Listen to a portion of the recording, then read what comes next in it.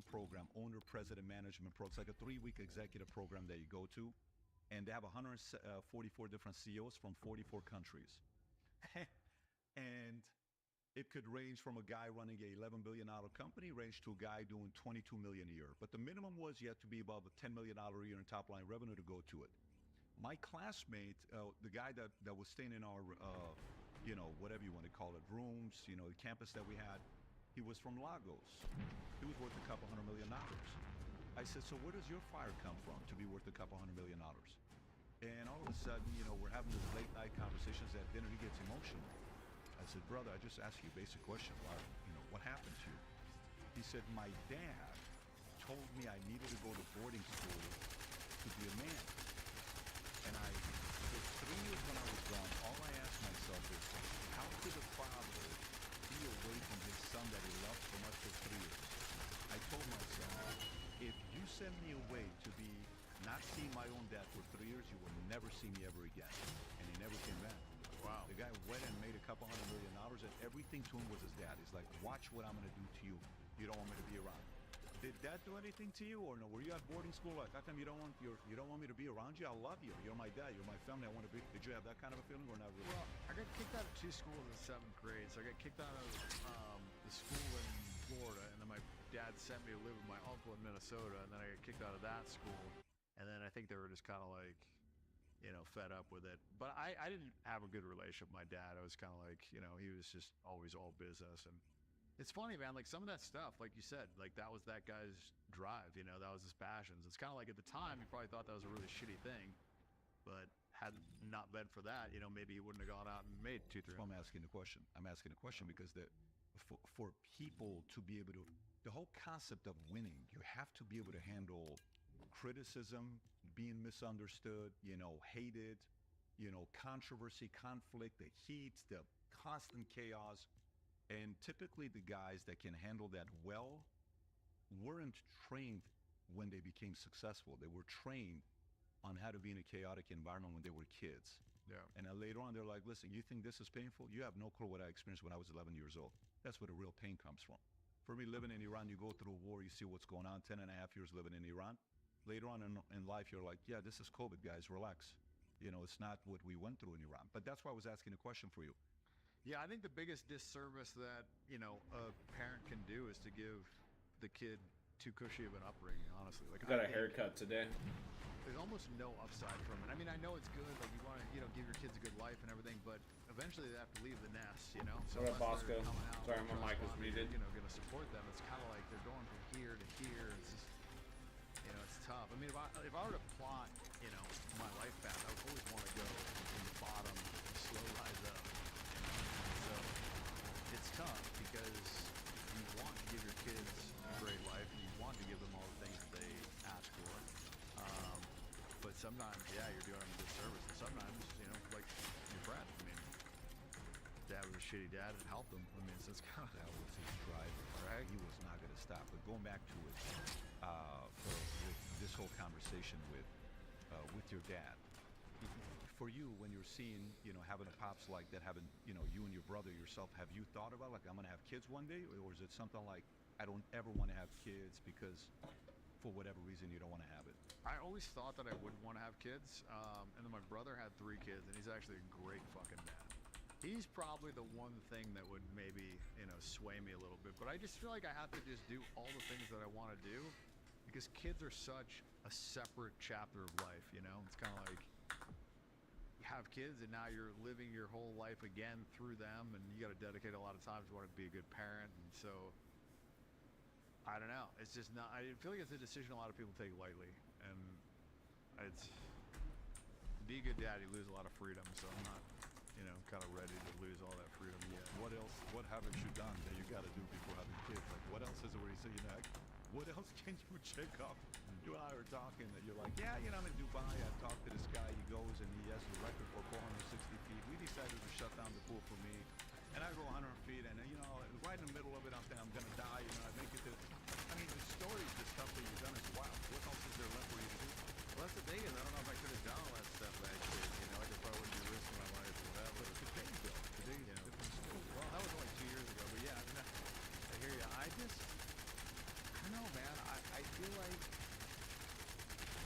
you'll have more things to do. Yeah, What's the greatest high you had? Like if you say, you know, the greatest high you ever had was X, Y, Z, what would you say is the greatest high? Is it winning 50 million? Is it 9 girls? Is it the house? We're in the house right now. I don't know how long it took us to take a tour of this house. How many square feet is this house? it's like 52 if you count the rest. I mean, By the way, if you're watching, it's not 5,200. To most people, 5,200 is big. That's 52,000 square feet. And the house that we're renting in, what do you call it? In LA, I was like 65. How big was that? I think it was 32. 32,000. You're really 32. You don't like anything less than that. Well, I mean, you know, I actually don't need all this space. It was nice during COVID. I mean, you know, paintball and all the shit. But I don't know. You know, I went and did Canada for a week, and I was living in a shitty cabin out there and making my own food and stuff. So I mean, I can rough it if I need to. But What's your greatest high? greatest high, I don't know. It's hard to say. The gambling was definitely. I mean, gambling are super fucking strong spikes with dopamine, good and bad. I think one of the moments that I remembered was when I graduated Hell Week during SEAL training. That was probably one of the big highs. It was like such a, you know, it was just like something that I never thought that I would be able to do. And then it was like followed by one of the biggest lows because the commanding officer didn't like acknowledge it or didn't care. And it's kind of like, and then I got kicked out 3 weeks afterwards. So, but that was a milestone. It's hard to say. I mean, one of the mistakes I made is I didn't stop and enjoy the ride as much as I should have. I was just always in such a hurry to get to the top. And I think when you do that, you deny yourself a lot of the, you know, satisfaction of the journey, which I think is the most important part. And so, hard to say. The girl stuff is just such a blur, you know, but there was definitely like defining times that I was just like, you know, I felt like a fucking man, you know what I mean? Like, it was just like I'd done shit like I would have ever dreamed that I could do, you know, with like the hottest chicks, you know? And so there was a lot of those, but that was more pleasure spikes. I think I got more happiness from helping other people doing stuff like that, but the pleasure is strong. Like the pleasure spikes are strong, the dopamine hits are strong, and it's addictive, and that's why it's hard to quit those things. The gambling is one of the hardest things to quit for people. No, I agree. It's not easy. No, but I asked the question because, so for me, I look at the profile of who's winning and a life they're having. And it's like, do I want to go this route? Do I want to go this guy? Like you're saying, Hugh Hefner, right? I'm like, this guy, look at him with all these girls and, you know, Playboy magazine, Marilyn Monroe first issue. Oh my God. Parties he puts, his house. You go to the party at $1,500. Go to the cave, Magic Johnson, everybody's here. Holy shit, look what's going on over there. Cameras are gone, put your phone over here. I mean, those are, you know, as a guy, you're young, you're excited to go through this stuff. But then you look at, like today, there's 4 names. I won't give the names. They're all above 60. And Yo, what up, Ninja? they've all made money. And Yeah, I they're got a all haircut. famous. Also, I've almost got max But I'll weapons tell you, for they've all everything. made money. They're all famous. Got a Max And they're Gregor all famous verse. through a lot of different girls. And none of them have kids. And they're 4 of the most bitter, famous men I meet. Are we gonna get the names? I'll give it to you off camera. When it's just you and I'll give it off camera. But these are some of the 4 of the most bitter men you'll meet. And you watch them, you're like, how did you get here? How did you become like this, right? And then in my family, my father has 3 siblings. He has 2 brothers and a sister. They all live past 60. The brothers died in their 60s. The sister is 83. She has cancer right now, but none of them had kids. None of them had kids. My mom had 1 brother, the Armenian side. My dad's the Syrian side. He had 1 kid. And I only have 1 first cousin. I got 4 uncles and aunts, only 1 first cousin, guy. And then you look at my dad. Guy had 13 heart attacks. 13? 13 heart attacks. He had 6 angiograms, 6 angioplastics. He's got 3 stents in his heart. 50% of his heart is Oh, gone. yeah. And he took his mother to the hospital to get her heart checked out. Bosco, are you cool? Waiting Do you room do a at lot of the Center damage? Medical Center. He has a heart attack. Stays for 30 days. and they do an open heart. My dad. This guy was a cashier at a 99-cent store. But even after the heart attack, my fear was this guy's never going to meet my kids because I never met his dad. So it's kind of like, nah, I want him to meet my... So when I went to the Army and I'm kind of doing my thing every day, my fear when I'm by myself, I'm like, shit, I'm having parties all the time. We're going to do obstructor. If this guy dies, We're doing obstructor, so... Doctor very says weak you can against live 10 more electric. years. Okay. And then my parents got a divorce. They married each other and divorced each other twice. So my mom and dad marry. My sister's born. 2 years later, they get a divorce. 2 years later, they remarry. Then I'm born. 15 years later, they get a divorce to each other. Okay, they can't be in the same room together. You know what was the only thing that caused my parents to get into the same room together 19 years later? My sister having a kid, Grace. She named her Grace.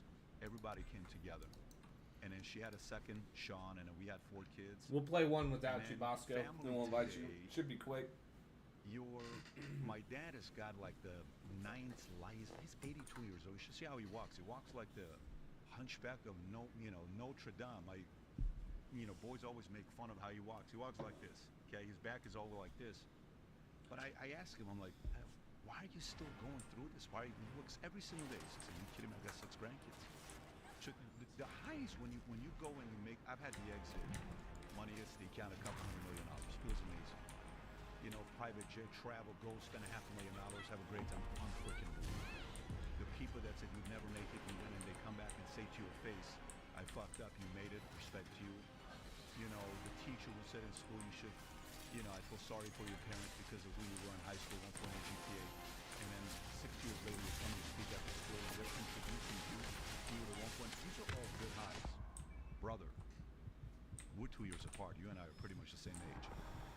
Nothing, no high comes close to for my life, my experience. I'm not talking about it from your experience. Nothing comes close of having kids, man. There's something very special about it. I've heard that from a lot of people, actually.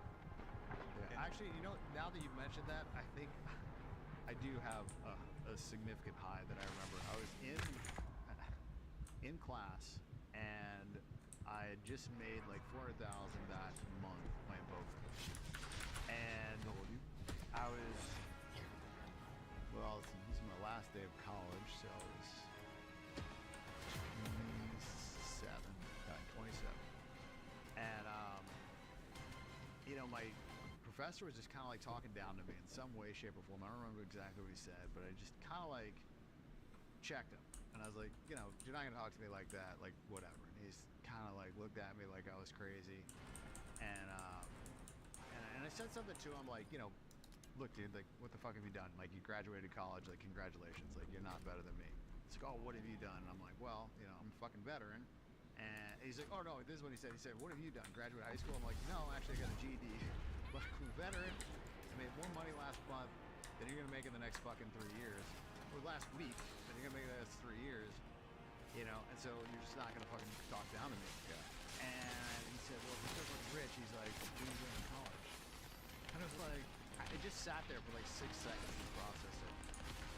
And I was like, you know what? That's the smartest thing you said all fucking semester. Right, I'm fucking out of here. And I left, driving home in the car. I never had a better feeling than that. Like, I finally got the chance, and I told the fucking little way out. Like, I finally told the professors to go fuck themselves. And I never had to go back to college. And I never had to, like, answer to anybody. And from that point, like, I never had a job. I could do whatever the fuck I wanted. I had, like, actual freedom. Because the whole time I was gambling in college, I still had to go to class. And, I was getting the GI Bill and all this stuff. And I felt like I had to do it. And it was just, like, very liberating. For the first time in my life, I felt like I was actually free. So in the military, I was always answering to somebody. And before that, and my parents and whatever. I think that was like the first time in my life, that defining moment. I was like, I can do whatever the fuck I want. That's the ultimate, right? That for me, that's the one that I remember the most. I wasn't the richest, sure as hell, wasn't famous, I wasn't getting, like crazy. It was just like, but I felt free, and that felt really fun. Yeah, that's a big driver. Right? Chip on the shoulder, proving others wrong. It is a big driver. I wrote a book earlier this year called Choose Your Enemies Wisely. Some of the guys that do the biggest things in life, they chose the right enemy, but some of them is temporary drive, some of them is 10, 20 years, some of them is permanent to the day they die. Yeah. And it's that element of when you look at some guy like that guy guy still going? Why are you still going 50 years later? That's a different thing than it shows the other guy that had a fire career in 6 months or 12 months or 24 months. But that's a completely different conversation. In these uncertain times, if there's anything we need, is we need people to believe the future looks bright. So if you've heard about me saying this mission to you, we're on a mission to get 1 million people to wear this gear, and this is what we're doing. If you buy one of these hats, there's a category of buying one hat, getting the second one free. If you haven't yet worn this gear publicly, go ahead and test it out. Buy some of the gear, wear it in public, and see how many people will stop by and say, you also watch it iTunes, you also follow PBD Podcast, I do too. Place your order, go to btmerch.com, click on the link above or below, place your order, and represent the VP and the PBD Podcast. That's good to know to see where you're at with that. Let me go to a different conversation with this. Recently, you know, when I've watched some of your tweets, I don't know if you announced this or not. I don't know if you joined AIPAC. I don't know if you are, if you are an advisor for them. Let me read some of these tweets. Muslims aren't the problem. The open borders and motherfuckers in the media attacking nationalism, pushing DEI, transgenderism, and destroying moral values are the problem. August 4th. If you don't put America first as a U.S. politician, you are committing treason. Supporting Israel is bad for America. Netanyahu is a convicted war criminal, and Israel is not our ally. We fought way too many wars for Israel, and we certainly don't need to give them any more money. July 25th. These idiots have ruined movies. Everything they put out is literally propaganda. And then all of a sudden, we got scripture here. For what shall it profit? For what shall it profit a man if he shall gain the whole world and lose his own soul? Is this recent, comments you're making about Israel a recent thing, or have you always had these beliefs?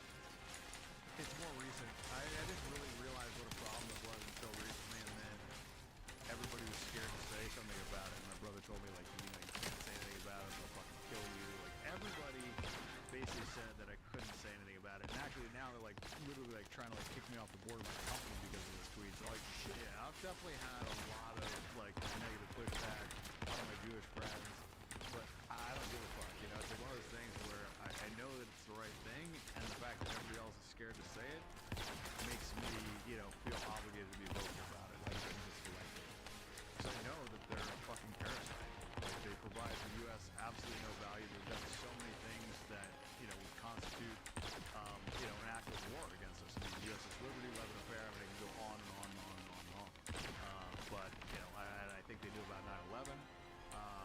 I think they had JFK assassinated. The first thing that he wanted to do, right before he died was, make AIPAC a foreign entity, and not allow them to have nukes, and then all of a sudden this fucking guy's dead, and Jack Ruby, it was Jack Ruby's steam, I mean, it's just like, and then you just, I don't know, man, I can't ignore all the shit that they've done. They sold our secrets. Netanyahu lied to us about weapons of mass destruction. We fought all these fucking wars. My friends have died over there, and I just look at what they provided us with, and it's fucking, it's not nothing, it's like a negative, it's not, even if they just didn't do jack shit, that would be, bad, but they've actually done things to hurt us over and over and over again. So like this whole thing of they're our greatest allies is complete fucking bullshit.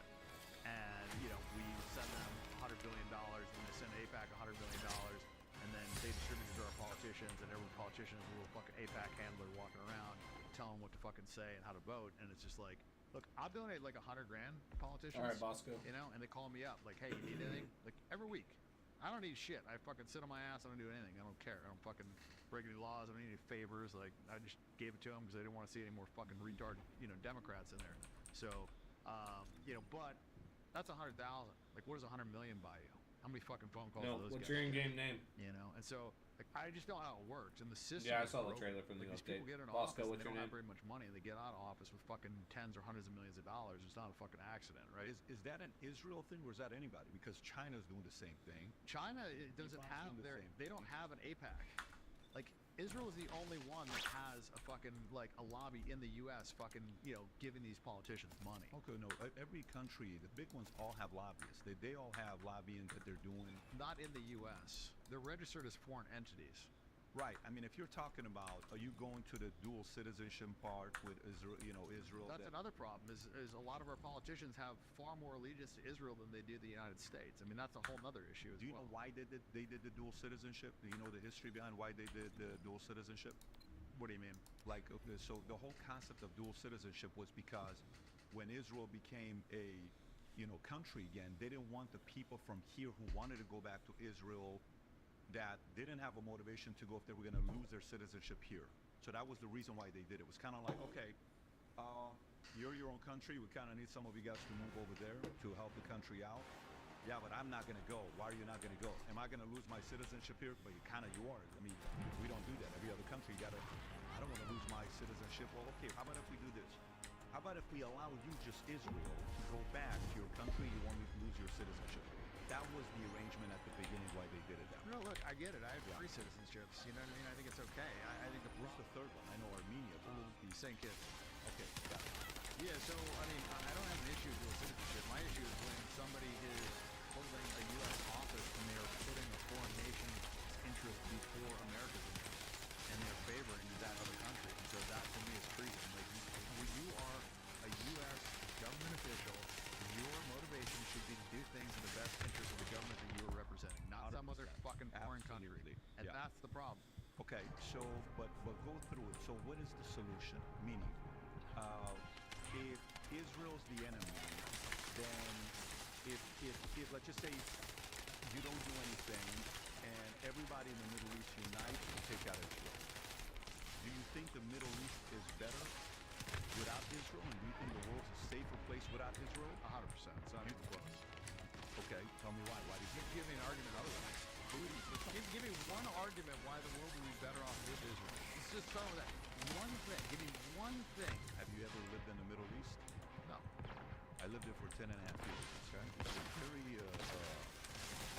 it's not as, like here, you can sit here, you can be an atheist, you can be an agnostic, I can be a Christian, you can be a Jew, you can be an LDS, Muslim, no problem. We can coexist here. You can do that in Israel.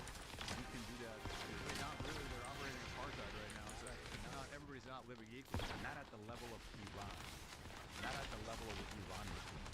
I mean, in Iran, if you're thinking what Israel is doing out of control, do you know how much money Khamenei's families made? Do you know how much money they have 2 months? I've never read Iran, but I've been to Dubai, I've been to Saudi, like I've been to UAE, so like, and they're all Muslim. They seem to be operating fine. I would say Iran's slightly different. But go back to it. So, okay. So you think the Middle East and the world would be a better place if Israel didn't exist? Yeah. Okay. Israel's committed, so many terrorist attacks. They're stealing land right now. They're operating apartheid. They're currently committing a genocide on Palestinians. Like, do you believe in the genocide they're committing? I think they're fighting for themselves and they're defending themselves. Do you think that's defense? Well, when 1,200 people died, of which the 1,200 you've killed and admitted that you've killed a lot during, your I handle. will tell you this. The part I question where people who are Jewish can't stand when I say this, I don't know how you, Netanyahu, claim you have the best intelligence in the world, Mossad, and you didn't know that on October 7th they were attacking. They knew about it. They wanted it to happen, so they had a reason to take that. Yeah, they wanted a reason to take the land. I totally get it. And they killed their own citizens. And they claimed that all these people got raped. That was bullshit. They claimed beheaded babies. That was bullshit. Everything that they said was a fucking complete. Not only was it a lie, but they committed all those atrocities themselves to the Palestinians and been caught doing it. In fact, they just got caught gang raping Palestinians. How many babies have they killed? All the things that they accuse the Palestinians The of, damage or is good. or whatever, they are guilty of 100-fold themselves. So you... And they've been doing that. Like, October 7th wasn't the start of this.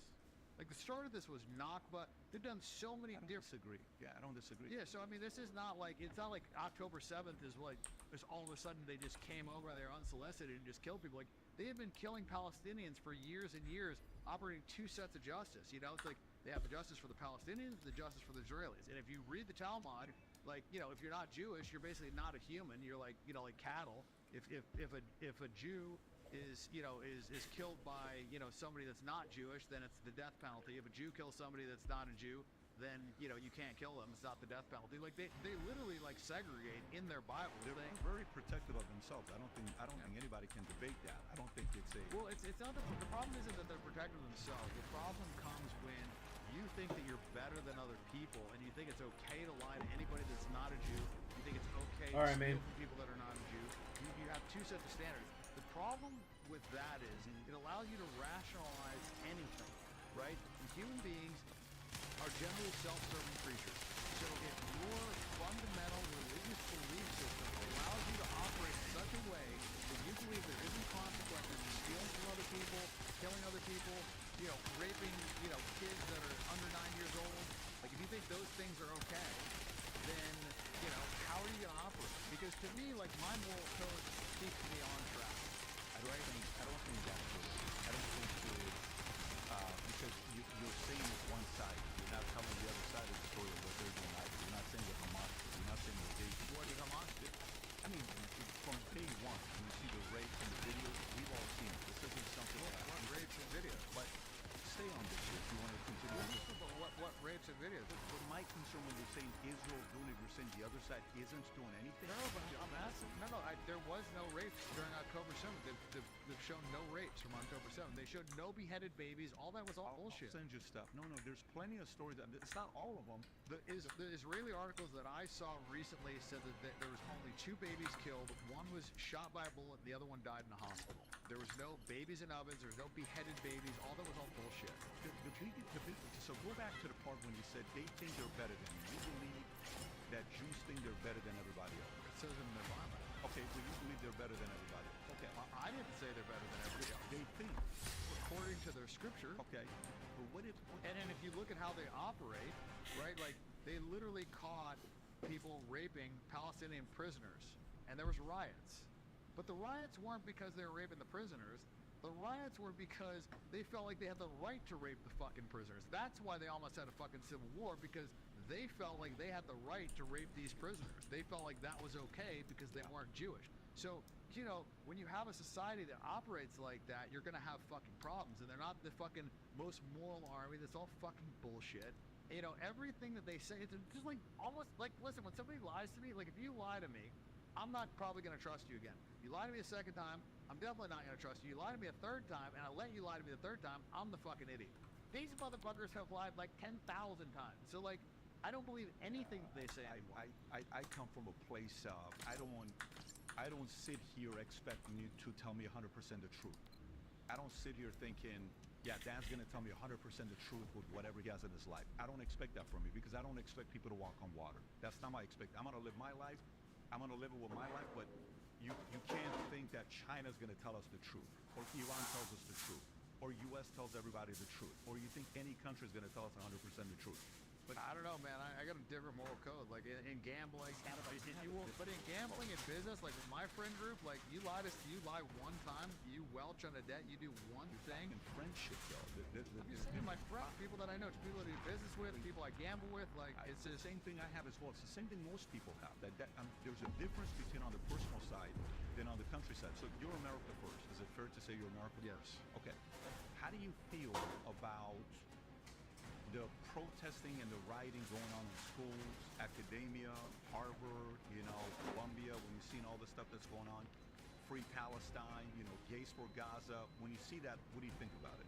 Does it do anything to you, or you're like, let me support it? I mean, I think it's pretty funny that it wasn't a problem until it was against Israel. It wasn't a problem with BLM. It was fucking encouraged with BLM. It was a problem. Bullshit. They fucking encouraged it. They let them burn down police stations. There was no repercussion. I'm not talking major. No, I'm talking about our government and our media encouraged that shit.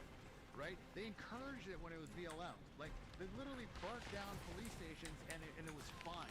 The mayor came out and was like, no problem. I didn't mean to pick this one. We don't give a fuck.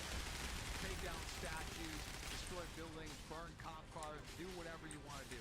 But the moment it was Israel, now all of a sudden, students get the shit beat out of them, they get arrested, they get pepper sprayed, they get fucking maced, and those are peaceful protests. BLM was not peaceful. It was fine because it wasn't criticizing Israel. What does that tell you? What's letting us push it? Well, we'll answer that. What does that tell you? Who's in charge here? But you're talking to a guy that I'm not sitting to saying that, I'm talking to like you and I. I'm not talking to you $2-3 billion of damage they did to small business. Well, in communities that African Americans are living in, and you control mainstream media. I mean, there's only 2 outlets right now. We're talking to a couple of your friends here that we're doing lunch. We're having a conversation while we're having dinner. We control mainstream media, the left. The only one that's on the right is one. Okay, and that's also going to the left. Who controls CNN, CBS, ABC? That's left. Who controls universities? Left.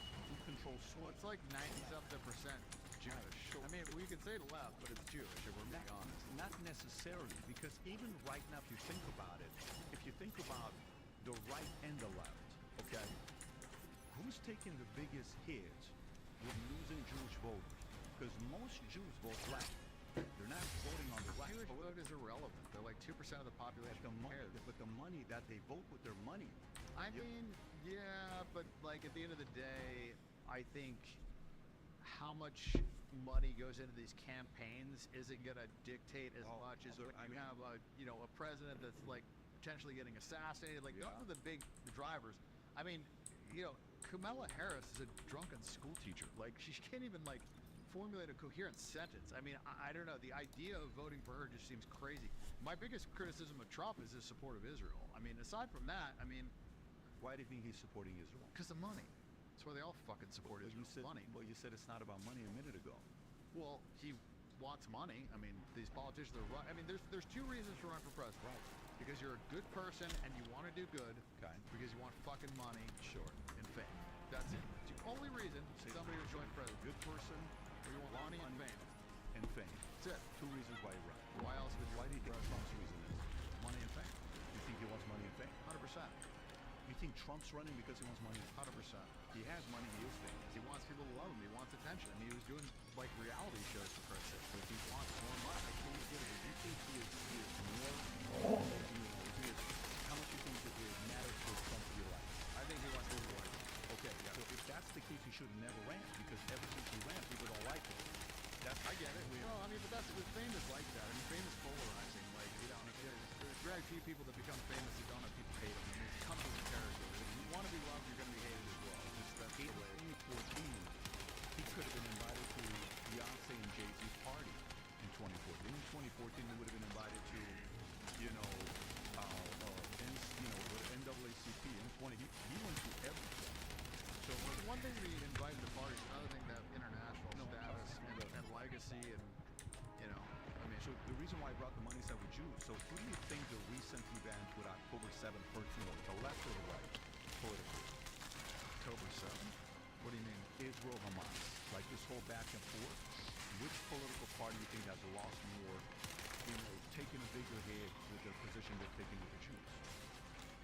I mean, they're both pro-Israel. So I don't think it's the left against the right when it comes to Israel, and that's like what people think. It's just a distraction. Like they're both pro-Israel. They're both. I mean, fucking Biden's giving Israel shitloads of money. Like, what do you mean? Trump's gonna give shitloads of money. Trump's gonna fucking go to war with Iran. What are you talking about? They got fucking Trump's going to go to war with Iran. He said he's going to. No, it's his way of saying to not go to war. He's going to.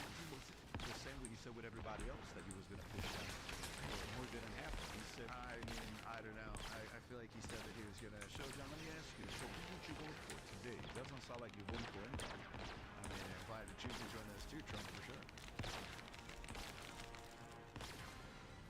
I don't think it's close. I mean, Kamala's half a fucking retard, and she pushes, all this woke left ideology. It's just nonsense. I mean, she's a fucking complete moron. Not that Trump is like a super genius either, but like light years past her. I mean, she was like one of the most hated people. Like, how she even got the fucking nomination? Beyond me, like, how they didn't give it a big mic is crazy. Like, you ever heard of? You're so funny. You ever heard of a Jew? No. All right, I'm gonna go for a bit. Fuck it.